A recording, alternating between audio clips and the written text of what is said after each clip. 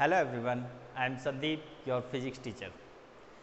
आज हम स्टार्ट करेंगे next lecture on analytical method of vector addition. In this method we will find the resultant of two vectors having in the inclined to each other या फिर एक दूसरे से किसी एंगल पर एक्ट कर रहे हैं, उन दोनों वेक्टर्स का सम का रिजल्टेंट और डायरेक्शन फाइंड करेंगे। ठीक है, so I hope you all are happy and healthy at home. Actually आप अपनी पढ़ाई को कभी मत छोड़िएगा। मैं आपसे एक बात कहना चाहता हूँ इस लेक्चर को स्टार्ट करने से पहले, चाहे कोविड-19 आए या फिर कोई और प्रॉब्लम आए, लेकिन आपको अपनी पढ़ाई, अपनी स्टडी कंटिन्यूस में रखनी है, क्योंकि एक यही चीज़ है जो आपको ज़िंदगी में आगे ले जाएगी। राइट, चाहे किसी भी कंपटीशन लेवल को बीट करना हो या फिर लाइफ के किसी भी एग्ज़ाम में या किसी भी एक सिचुएशन से लड़ना हो, आपको अपनी स्टडी हमेशा काम आएगी, ये याद रखना। तो इसके लिए आपको अपनी स्टडी को कंटिन्यूसली रखना है और कोई भी प्रॉब्लम है उसको साइड में रख के आपको अपनी पढ़ाई को पूरा करना है।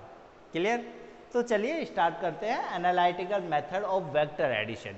सो इसे स्टार्ट करने से पहले मैं आपको कुछ लास्ट लेक्चर की बातें रिपीट करना चाहता हूँ। हमने पढ़ा था, अगर दो वेक्टर्स, वेक्टर ए और वेक्टर बी एक दूसरे से किसी एंगल पर एक्ट करते हो और सपोज कीजिए दोनों के बीच की जो डायरेक्शन का जो एंगल है that was the theta. So how can we add these two vectors? उसके लिए हम यूज करते हैं triangle law of vector addition. So triangle law of vector addition क्या है कि अगर दोनों वेक्टर्स को सेम ऑर्डर में ड्रॉ किया जाए, that is a vector A और ये है वेक्टर बी, तो जो क्लोजिंग साइड है ट्राइंगल की टेकन इन अपोजिट ऑर्डर, वो क्या देगी? वो हमें रिजल्टेंट देगी इन दोनों वेक्टर के सम का, यानी कि vector of A plus vector of B is equal to vector of R. तो ये वेक्टर आर है। ठीक है, तो इस तरह से हम इसका रिजल्टेंट फाइंड कर सकते हैं। Clear? So for that triangle suppose कीजिए ये एंगल एक थीटा है, ठीक है, और इन पॉइंट को नाम दे दीजिए, that is the point P, Q and R. Clear? अब एक कंस्ट्रक्शन कीजिए कि पॉइंट आर से एक परपेंडिकुलर डालिए पी क्यू पर, तो that was the perpendicular on P Q. इसको नाम दे दीजिए, that is P Q R and that was the point S suppose.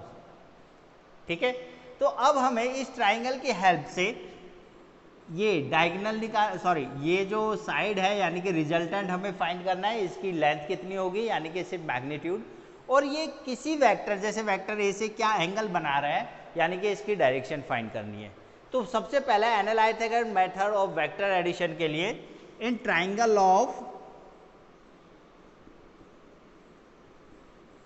Law of vector addition में देखिए,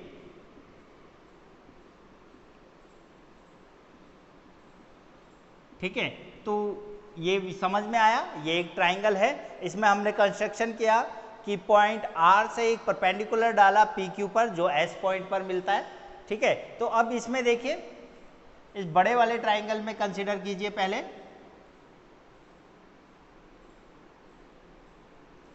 ठीक है। Now in triangle P R S में पाइथागोरस थ्योरम लगाइए। तो पाइथागोरस थ्योरम क्या कहती है पी आर एस के लिए? इस ट्राइंगल के लिए जो हाइपोटेनिस स्क्वायर है यानी कि P R square is equal to P S square base square plus S R square यानी कि परपेंडिकुलर स्क्वायर। क्लियर?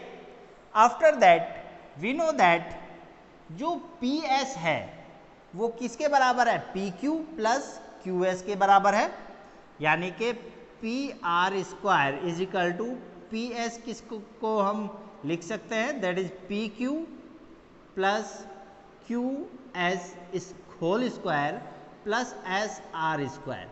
ठीक है, ऐसा क्यों हुआ? क्योंकि we know that the P S is equal to P Q plus Q S.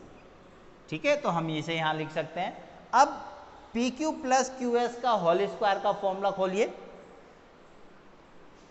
तो देखिए क्या होगा, तो पी आर स्क्वायर यानी कि जो रिजल्टेंट है उसका square is equal to P Q square यानी कि वेक्टर ए का स्क्वायर, ए का मैग्नीट्यूड का स्क्वायर ओनली। ठीक है, तो हमें इस इक्वेशन को सिर्फ वेक्टर ए के मैग्नीट्यूड और वेक्टर बी के मैग्नीट्यूड के फॉर्म में हमें इसे सॉल्व करना है, क्योंकि हम फाइंड कर रहे हैं ओनली द मैग्नीट्यूड। ठीक है, so P R square is equal to whole square खोलिए, that is P Q square plus Q S square plus twice of P Q into Q S और प्लस ये as it is यानी कि S R square. ठीक है, that is the equation first.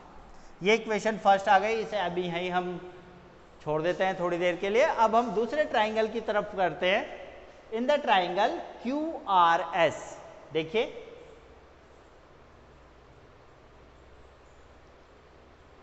Now in triangle Q R and S, तो Q R S में सबसे पहले फाइंड कीजिए वैल्यू ऑफ साइन थीटा। तो साइन थीटा क्या होता है, देखिए theta is the angle between the vector A and vector B, ये याद रखना। तो इस ट्राइंगल में sine theta is equal to क्या होता है, देखिए साइन में होता है परपेंडिकुलर अपॉन हाइपोटेनस। ठीक है, तो यहां पर साइन थीटा की वैल्यू क्या होगी, that is sine theta is equal to perpendicular क्या है, that is S R upon और हाइपोटेनस क्या है, that is Q R. Clear, तो यहां से एस आर की वैल्यू आ जाएगी और we can say that S R is equal to Q R into sine of theta, that is the equation 2, right? And now in the same triangle we have to find out the value of cos of theta, and the cos of theta is equal to base upon hypotenuse, यानी कि cos theta is equal to base is that means qs upon hypotenuse, that is qr। तो cos theta, तो यहां से हम qs की value find कर सकते हैं, that is qs is equal to Q R into cos of theta. ठीक है, तो दैट इज द इक्वेशन 3। तो देखिए अब ये जो इक्वेशन थी इसमें पी आर तो है आपका रिजल्टेंट आर, पी क्यू है वेक्टर ए, लेकिन क्यू एस और ये एस आर ये कुछ नहीं था, ये हमने कंस्ट्रक्शन किया था। ठीक है, तो क्यू एस और एस आर की वैल्यू अब हमने किसकी फॉर्म में निकाल दी, क्यू आर की फॉर्म में हमने फाइंड कर ली है, right.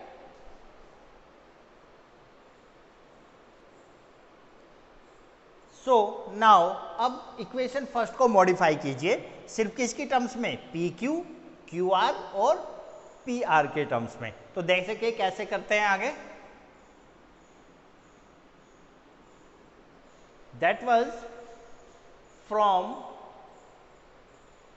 Equation first and second and third, first second और थर्ड इक्वेशन को लीजिए और देन हम इसको सॉल्व करेंगे।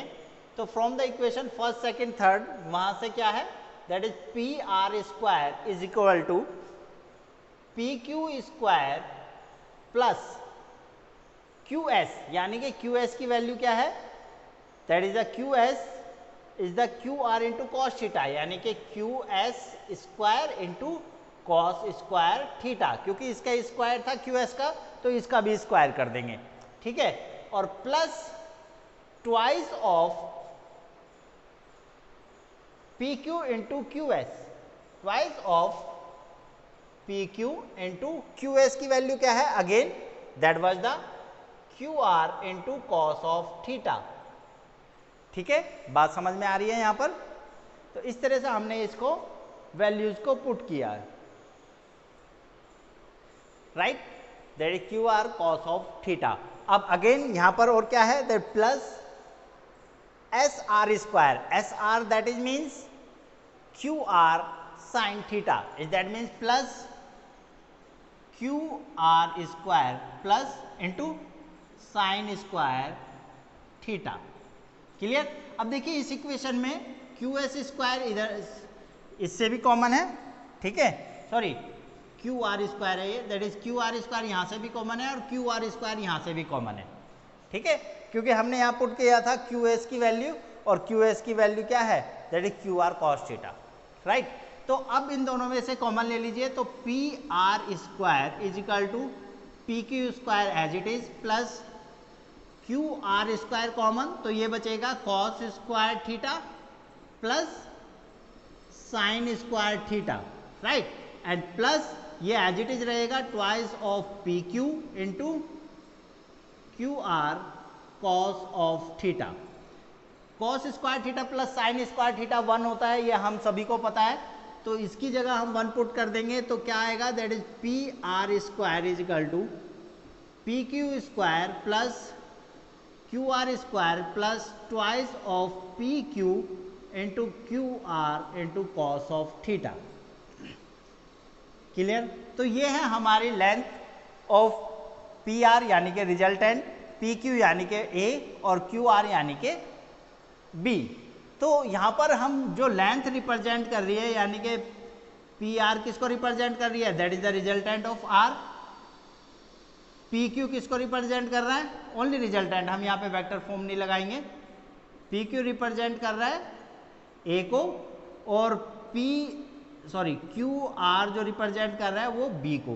सो यहाँ पर हम इस इक्वेशन को लिख सकते हैं, that is R square is equal to A square plus B square plus twice of A और क्यू आर क्या है, B into cos of theta. या फिर हम कह सकते हैं that is resultant R is equal to under root of A square plus B square plus twice of A B cos of theta. ठीक है, so that was the way how can we find out the magnitude of two vector having the angle theta between them. अगर दो vector है जिनके बीच का angle theta है और एक दूसरे से एंगल थीटा पर इंक्लाइन कर रहे हैं, तो उनके जो एडिशन का जो रिजल्टेंट है वो हम इस फॉर्मूले से फाइंड कर सकते हैं। ठीक है, जहां ए और बी वेक्टर ए और बी के रिजल्टेंट है और थीटा वेक्टर ए और वेक्टर बी के बीच का एंगल है, राइट। अब हम बात करते हैं फॉर द डायरेक्शन, ये तो है मैग्नीट्यूड के लिए, दैट इज फॉर मैग्नीट्यूड। अब बात करते हैं हम इसके फॉर द डायरेक्शन, डायरेक्शन के लिए कैसे सॉल्व करेंगे। सो देखिए, for the direction in triangle P R S, triangle P R S में लीजिए।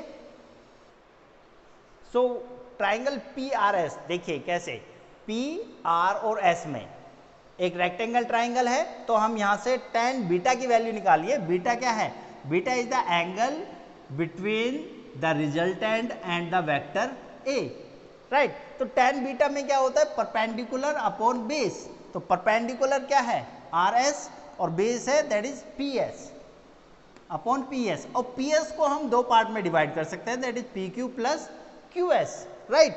सो यहां पर tan beta is equal to R S as it is upon P S को डिवाइड करा P Q plus Q S. Clear? Now from equation 2 and 3, second equation में R S की value है और थर्ड इक्वेशन में Q S की value है, जो हमने इससे पहले ऑलरेडी फाइंड कर चुके हैं। तो ये वैल्यूज यहां पर पुट कीजिए। तो tan beta is equal to क्या हो जाएगा, आर एस यानी कि क्यू आर साइन थीटा और upon P Q plus Q R cos theta, क्योंकि क्यू एस की वैल्यू क्या है, that is Q R cos theta, यहां से, राइट। अब जो क्यू आर है वो तो बी है, magnitude of vector B, P Q A है and Q R again B. तो ये वैल्यूज पुट कर देंगे तो tan beta is equal to आएगा B into sine theta upon A plus B cos theta, right. और now the beta is equal to tan inverse B sine theta upon A plus B cos theta. तो इस तरीके से हम resultant find कर सकते हैं और इस तरह से हम रिजल्टेंट की डायरेक्शन की वो एंगल कितना बना रहा है किसी वेक्टर ए से। ठीक है, तो याद रखना जिससे एंगल बीटा बनाता है वो उसको यहाँ पर लेंगे और बी यहाँ पर आएगा। तो इस तरह से इसे याद रखना। Clear? So that was the way how can we find out the resultant, the magnitude of the resultant and the direction of the resultant. Thank you everyone.